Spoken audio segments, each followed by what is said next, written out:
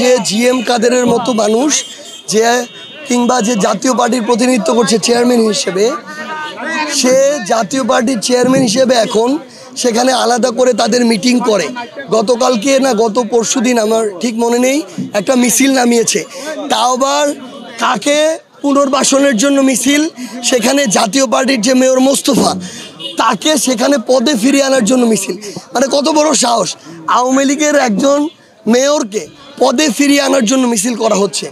তো এটা যখন সেই জায়গায় ছড়িয়েছে, আমরা যতদূর জানি যারা রংপুরে 2024-এর অভ্যুত্থানে একসাথে লড়াই করেছে তাদের সকলের একটা অংশগ্রহণ ছিল।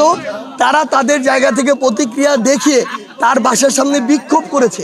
কিন্তু ঘটনা এখানে শেষ হলে ভালো হতো যে বিক্ষোভ করেছে।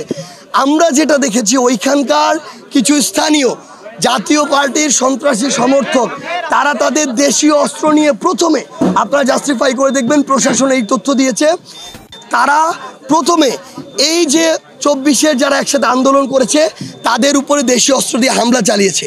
এরপরে আমরা এতটুকু পর্যন্ত খবর পেয়েছি এবং আমরা আমাদের জায়গা থেকে, এখানে শুধু নির্দিষ্ট কোনো দল নয়, এখানে সকলের অংশগ্রহণ ছিল।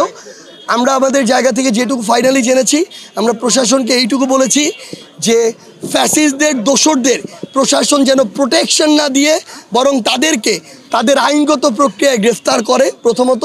দ্বিতীয়ত, অভ্যুত্থান এর সময় যারা একসাথে লড়াই করেছে তাদের যদি ওই ফ্যাসিস্টদের দোসরদের দ্বারা কোনো রকম ক্ষতি হয় তাহলে সেই জায়গায় প্রশাসন তাদের দায়িত্ব যদি পালন না করতে পারে তাহলে আমাদের তখন আমাদের জায়গা থেকে, সেটা একটা দল হিসেবে নয়, আমাদের সহযোদ্ধাদের যেহেতু আক্রমণ করেছে আমাদের অবশ্যই সেখানে গিয়ে তাদের পাশে দাঁড়াতে হবে।